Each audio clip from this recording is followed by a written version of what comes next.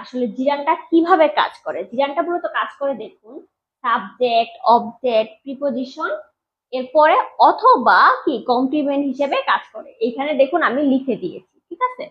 তো আজকে মূলত আমরা শিখবো কি সাবজেক্ট এবং অবজেক্ট হিসেবে জিরানটা কিভাবে কাজ করে, ঠিক আছে। তো জিরানটা আপনি কিভাবে পাবেন, ঠিক আছে। দেখুন আপনি যখন ভার্বকে কি দ্বারা কোশ্চেন করবেন তখনই কি আপনি জিরানটা পাবেন। তো দেখুন এখানে একটা উদাহরণ দেওয়া আছে, রিডিং মেক্স মি হ্যাপি। তো পড়া আমাকে আনন্দ দেয়। এখানে ভার্ব প্লাস আইএনজি যুক্ত সেন্টেন্স লিখেছি, এটা কিন্তু কি জিরান হিসেবে, এখানে সাবজেক্ট হিসেবে জিরানটা কাজ করেছে, ঠিক আছে। এখন দেখুন কি আমি কোশ্চেন করেছি, কি আমাকে আনন্দ দেয়, পড়া আমাকে আনন্দ দেয়।